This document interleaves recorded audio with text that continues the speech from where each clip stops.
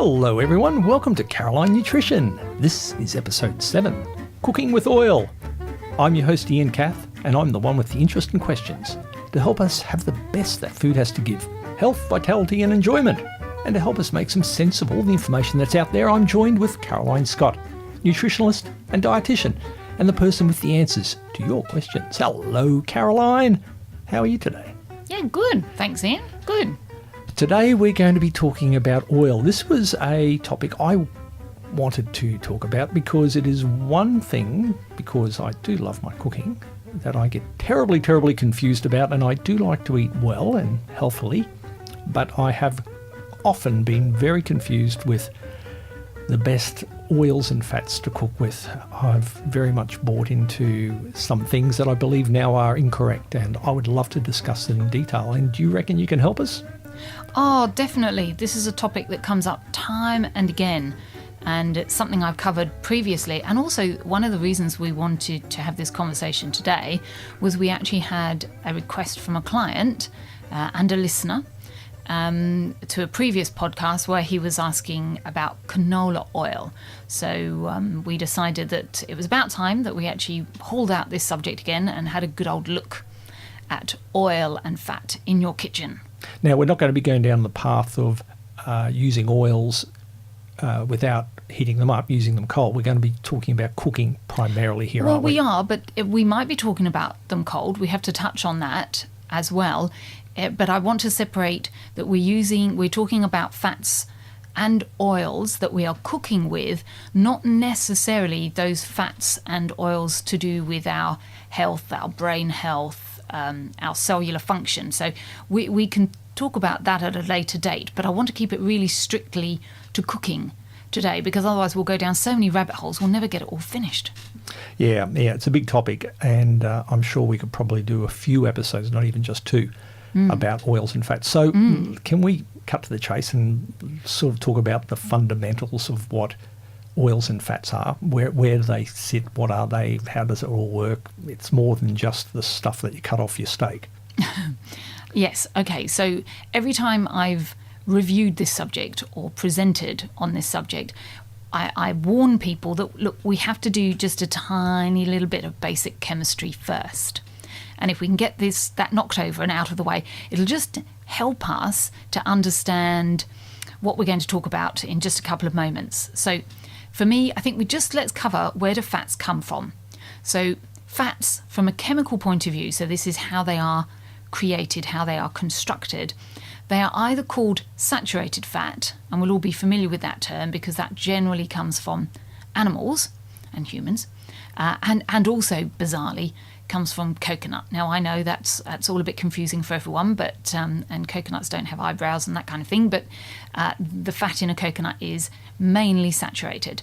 So we have saturated fats, and we also have unsaturated fats.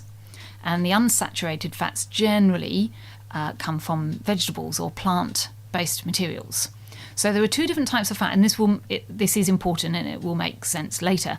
So if we're talking that the saturated fats are fairly simple, you can heat them to a relatively high temperature. They won't get damaged in any way, because the point here is watching out for damaging your fats when you heat them. So when you're cooking foods, how high is your temperature? And that's the point to really have a look at. So saturated fats generally are stable under heat, under kind of pressure or processing.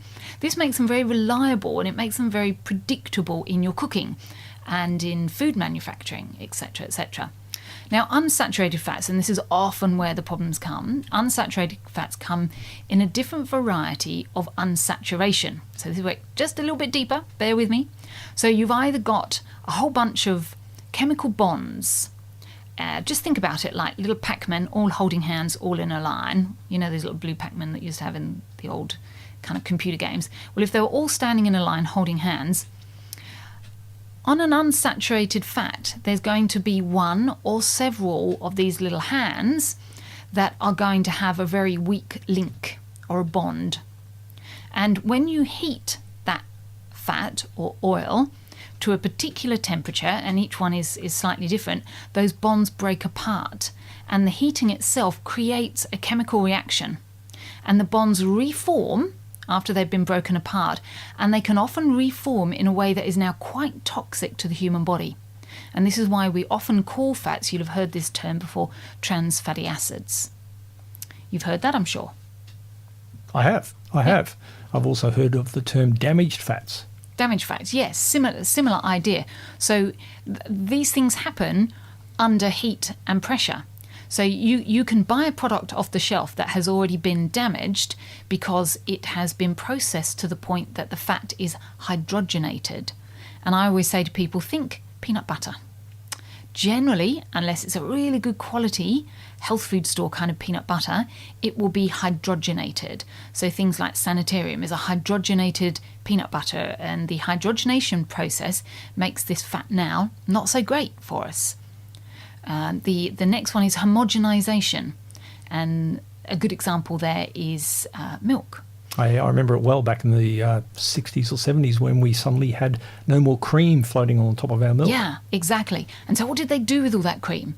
They didn't just remove it, although they did for skim milk, but with normal milk they didn't remove it. What they did, they put the milk through an intense process of homogenization, which means that it broke down the fat and scattered that fat, that beautiful cream, all the way through the milk. And now it is in such tiny, tiny particles, it actually can be damaging to our arteries. So homogenized milk is not a good idea for us, and homogenized anything is not a good idea. So they're just two examples of processes that can make a really good quality fat at its start, at its origin, a good quality fat, turn it into actually quite a toxic fat for the human body. And the third one we've already mentioned, the trans fatty acids. And of course the most famous example of that is margarine. Margarines have trans fatty acids in them. Deep fried foods, chips, it's a bit tragic. If you batter fish, so the old-fashioned fish and chips, very, very high in trans fatty acids. None of these things are good for us. Is that because they've used just any old fat in cooking them? Generally, it's because they've used any old fat. Because remember, if they were using saturated fats don't do this. They don't become damaged. They don't become damaged at all, or far less? Oh, far less. You would have to really be going some to damage a saturated fat, and it's not something you would be able to do in your kitchen. And even in the fast food store, they'd be hard pressed to do that. Food manufacturers can, of course, because they can submit food to incredible pressure and temperature. But even in your little store down the road that's selling you pizza or fish and chips or whatever, wherever you're getting your fast food from, even they won't be able to induce that kind of pressure or temperature. So as long as they're using saturated fat, that's fine. Okay, well, how bad are these trans fats, hydrogenated oils, and all this sort of nasty stuff? What do they do to us? Well, where do we start with there? Think back to episode 1, where we talked about inflammation. Do you remember that? So it was the big one. It was the one that started it all. It started it all off, and it really has still been the connection all the way through. So these toxic fats and oils in the body will create inflammation. They create free radicals. It's a little chemical compound that we call a free radical. And those free radicals are incredibly damaging to all of our tissues, whether it's our arteries and our veins and capillaries, or whether it's our respiratory system, or just our kidney tissue. Whatever it is, they create damage. And they create inflammation and then a breakdown of your cellular structure. So they're bad news all the way around, and you really don't want them in the body. Having said that, the body itself creates free radicals constantly. So our body is well designed to cope with a certain amount of free radical damage, and that's why we have things like antioxidants and anti-inflammatories that we create naturally in the body, and also, hopefully, that we eat in our diet. Do you remember those green vegetables we used to talk about? Mm-hmm. Well, most of those have an anti-inflammatory action, so they will be helping to disarm those free radicals. So if you get a few of these nasty oils and fats in your system, it's not a fait accompli. There is a chance of remediating the situation through a good diet. Oh, well, yes, there is, but at the same time, it's almost like going, well, gosh, how much fire are you going to put on that? It seems a bit crazy to sort of put too much in. and then so tried to avoid measure it as much as possible, Yeah. but a little bit that sneaks in can be dealt with. Absolutely. It all Right. becomes about balance, and it all becomes about quantity, and we've discussed this before. It's about the inflammation. How much inflammation do you allow in the body? Everything will inflame the body, so you're being inflamed constantly, but it's what do you do to reduce your exposure, and also what do you do to reduce the inflammation that's already there? So the same with the toxic fats and oils. I mean, I can't imagine we're never going to eat a bag of crisps again. Probably not. Right. No. Okay. So It's there you my have inclination. it. I'm thinking so too, however much I'd like to say that no, we're not going to do that again. And so there we have toxic oils. Most of those crisps have been deep fried in sunflower oil, and because sunflower oil is a polyunsaturated oil, it's already damaged in its makeup, and by heating it to make a crisp, it's shockingly damaged. So those oils in those kind of junk foods are shocking for us. But we just have to remember that, so that we're actually doing something to offset it as well in our diet.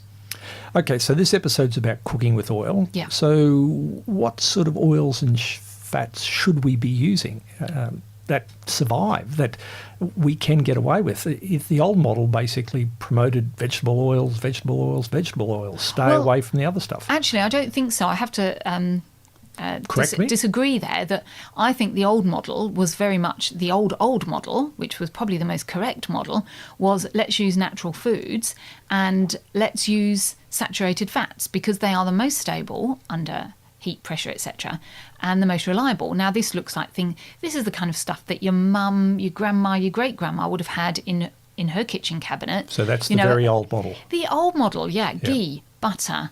I know my mum and my grandma used to cook with dripping, lard. So if we ever cooked meat, they would preserve the fat that came out of the meat. That the meat was, sitting in the baking tray, and there was that little bit of oil at the bottom the fat that had come out, and it was a liquid fat. She'd pour that off and put that in a pot. And we kept it in the fridge, or in England, sometimes, not always, especially not in the winter, you didn't really need to. So it'd be sitting on the back of the cabinet, and any time then she was doing any kind of shallow frying or cooking, she would use a little bit of that from that pot to cook with. Well, in the recent old, which was my teenage years, we were told to steer clear of that stuff and to go with vegetable oils and margarine. Yeah, that's vegetable fat. Yeah, that's where all the bad news started, wasn't it, really? And I think we're pretty much, we've decided these days, and we've got enough research to have a little look and see how that actually it was a very poor message, not well constructed, and certainly not based on good, reliable research. So I'm hoping, and this is another reason for doing this podcast, because I get so many questions about oils that it shows me people are still mighty confused around this subject. And so I just, again, really implore people to consider this and go back to the basics, go back to using real food. And when you consider for a moment, just let's take the example of something really innocuous like sunflower oil, because we can all imagine that. Just think about a sunflower seed and how much processing it takes to extract the oil from a sunflower seed. It's really not the most natural of processes. You couldn't do it in your kitchen. You couldn't do it on your kitchen bench. It would take you an awful lot of pounding and bashing to get any oil out of that seed. You could crush the seed up, sure, but to get oil out of it? Not really. So for me, I go, it really is a very unnatural process to actually be extracting the oil. It's not even like gorgeous olive oil, which, yeah, you just crush it enough and the oil will pour out of the olive. And that to me seems a more real kind of process. And it makes it a more real food, rather than using these vegetable or seed oils that have been heavily processed to actually make them into what you see them on the shelf. So in order to get oil out of something like rapeseed, which is commonly known as canola, you have to do a lot of heavy processing. Heavy processing, sometimes, in some cases, lots of chemical solvents. And this can then be a problem, because not only are you using an unnatural and fragile and unreliable oil, which will become a free radical at any given moment as soon as you heat it, but you've also potentially got the residue of chemical solvents or whatever it is that they've used to extract the oil left in your product. So all round, it really is not a good look. Okay, so you're suggesting that we cook with saturated fats, things like ghee, butter. If you don't know what ghee is, people, that's basically the fat out of butter, which has had all the other proteins and things. It's a removed. clarified butter. Yes, that's right. That's the word, isn't it? Clarified. Fat from any form of animal, whether it be tallow or dripping or lard, and but any vegetable. Oh, well, I would use coconut. The only thing I would suggest about coconut is that you don't deep fry with it. But coconut has enough saturated bonds in it to mean that it is not easily broken down into that free radical. So you can do some pretty hot cooking with coconut? Yeah, in your home. Yeah, sure. Just don't go hardcore. No, Okay. that's right. One of the other, just to add, we've talked about saturated fats and unsaturated fats that look like the polyunsaturates. So they're the seed and the plant-based. But there's another unsaturate, and that's a monounsaturated.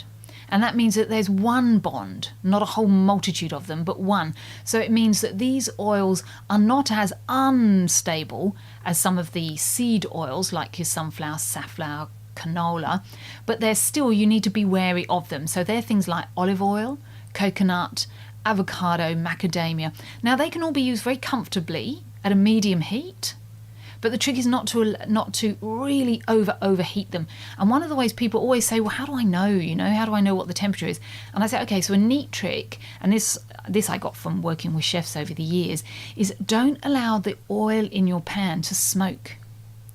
So once it's reached its individual smoke point, that's showing you that oil is breaking down. And so it's no longer, I don't think, safe to use because it's now turning into a damaged fat.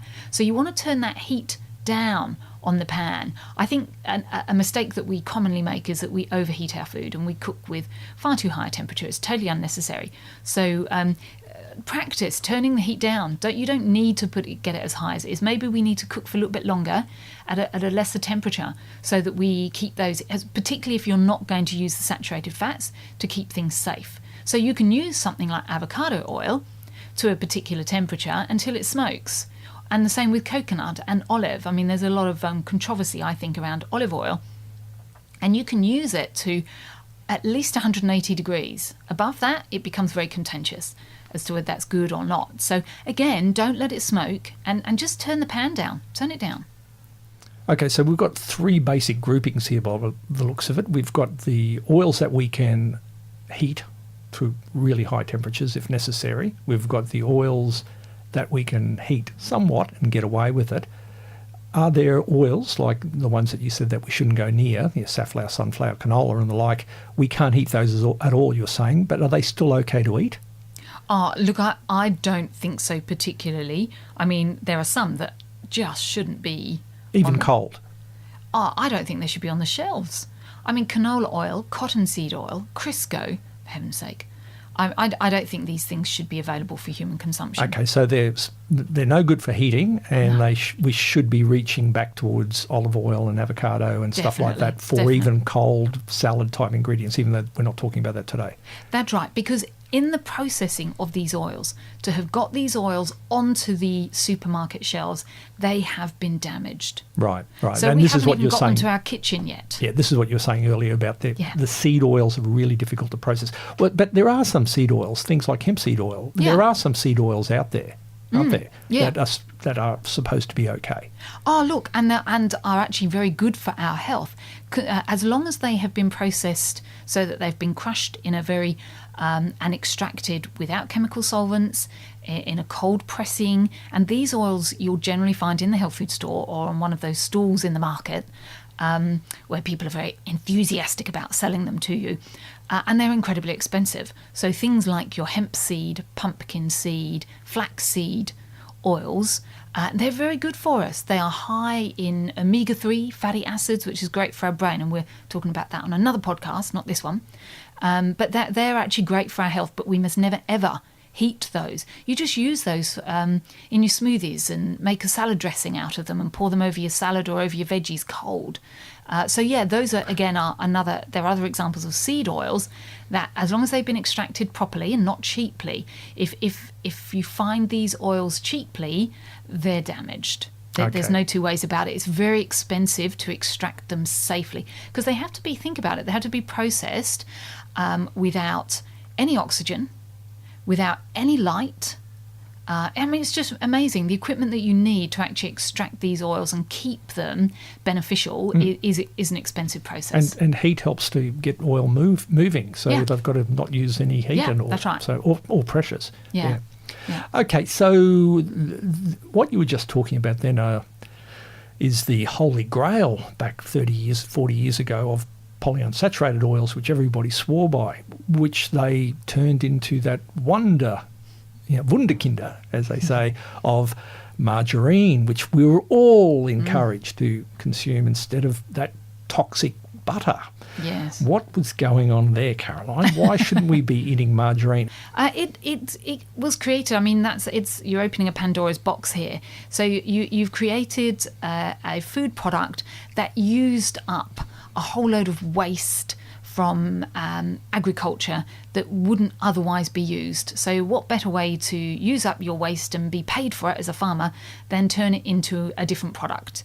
And because at the same time it coincided as well with the whole push for low fat, no fat, because the science at that time was pointing to a connection between high saturated fat and heart disease, which has been since shown to be incorrect and unstable research, or should I say unreliable research.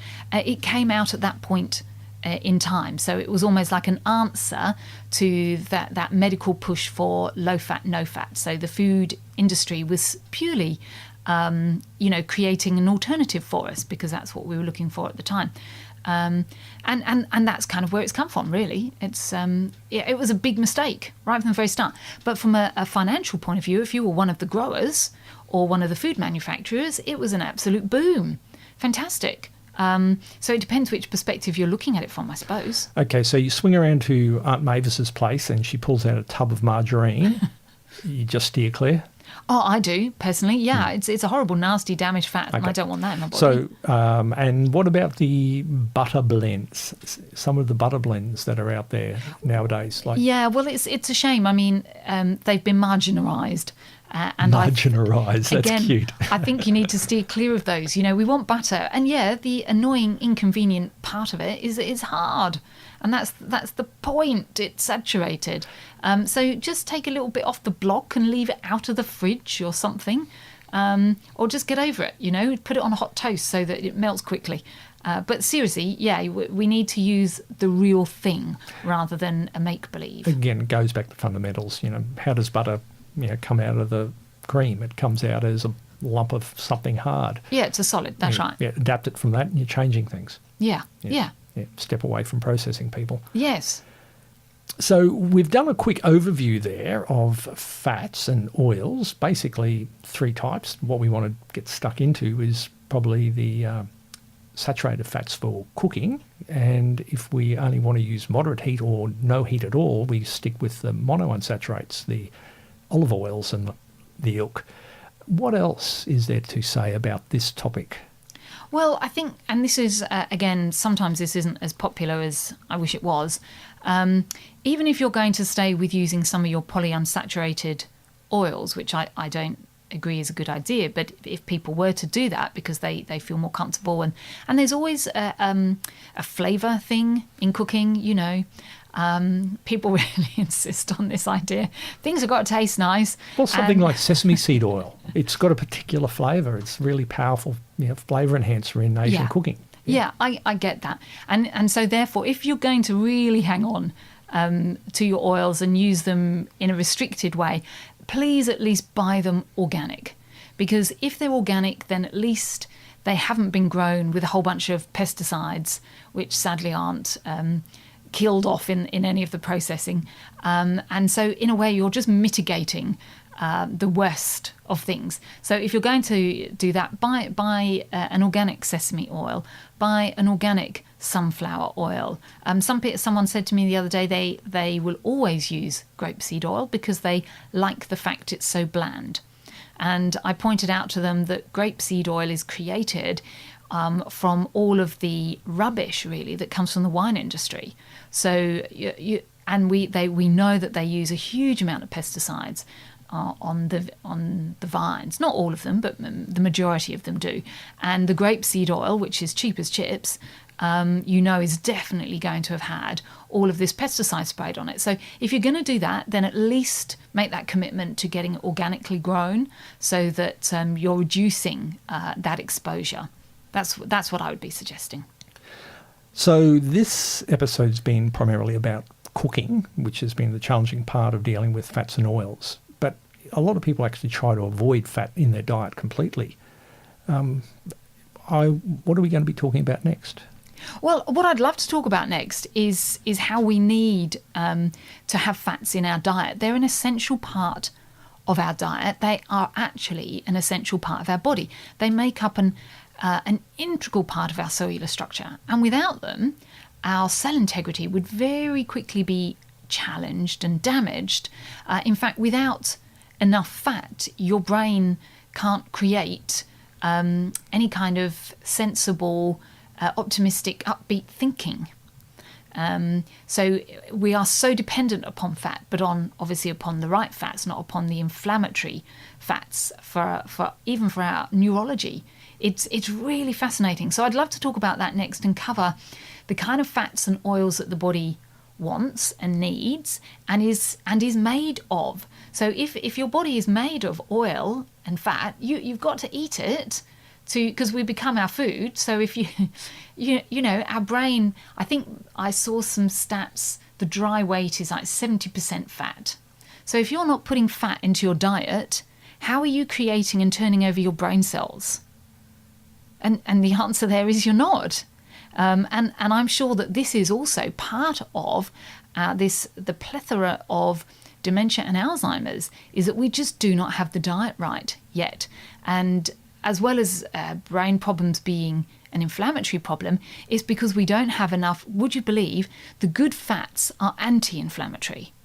So where you've got some fats and the damaged ones are inflammatory causing, particularly in the brain, conversely, the good fats for us are anti-inflammatory. So we must have these in our diet to actually be able to form part of our brain and part of our neurons and part of our cellular structure. It's and I find the people I struggle with the most to get this point across to are people that have decided to follow a vegan style diet. They're the ones who really struggle to get the essential fats into their diet adequately, without them eating, a heap of nuts every single day and getting bored. So let's cover that next time, because I think that's something that is really important. Okay, so that's for next time, Ripper. So in the meantime, everyone, there are some emails and comments you can send our way. Email, which is always good, can be sent to contact@carolinenutrition.com. Caroline's Twitter handle is @CJRScott, whereas mine is @IanCath, and Cath is spelt with a K. Love to hear from you. Love to know what your thoughts are. Okay, Caroline, so before we split this joint, what's the recipe for this week? Yeah, okay, so the recipe, and especially since I felt, we're heading into summer, at least we are if you're down here in Australia with all of us. So I thought what would be really lovely would be to use one of my favourite nuts, which contains some really valuable oils for our brains, and that's walnuts. Now, if anyone groans and goes, oh God, I can't stand walnuts, then use pecans instead. But making a beautiful summer salad out of walnuts and beetroots, as well as using, and again, it's your option of using either lentils or quinoa, whichever grabs your fancy. And we'll have the recipe all written out for you, but basically just grab some beetroots and some quinoa and some walnuts and some Spanish onion, and get a really generous handful of good old chopped up fresh parsley and mint. And then, of course, your usual dressing of lemon juice and virgin olive oil and some salt and pepper. And basically, you're going to cook up the beets and the lentils or the quinoa. And you can either serve this warm. It's one of my favourite salads, actually, is warmed beetroot salad. And you can even cheat a little bit and put some beautiful soft goat cheese over the top. Or if you're not interested in warm beetroot, you don't like your roots hot, then you might just want to serve it cold, and that's fine too. But be really generous with the nuts, because obviously that's the part of the they're the good oils, and your virgin olive oil. Be generous with that. If you're not really into olive oil, and I have met people that aren't, strange but true, then you could change it for hemp seed oil. Or flaxseed oil, being aware that that's got more of a flavour. A hemp seed oil is fairly bland. And I'd also suggest that if you don't like your olive oil, try some different olive oils, because they're not all created equal. No. Some olive oils have got quite a bitter flavour, and some are hot on the palate. So it's a bit like wine. Some olive oil maybe doesn't suit you, but other oils will undoubtedly suit you if you just go tasting a few different varieties. Yeah, and don't also... please, organic olive oil. There is so much controversy around olive oil. If you're buying an imported olive oil at this point in time, there's been a lot of controversy about the olive oils coming from Italy, Greece, Spain that have been cut with cheaper oils. So organic, if you're buying it from outside of Australia and from inside Australia. We've got a fabulous industry here in Australia. Why don't we support that? So organic olive oil, you can even get that in your supermarket. Excellent. Well, thanks, Caroline. Let's get ready and get the next episode all about fats and oils in our brains ready for next week. Yeah, I can't wait for that, because it's going to be a doozy for some people. Okay, thanks. See you next time. Yep. Bye, everyone. Bye.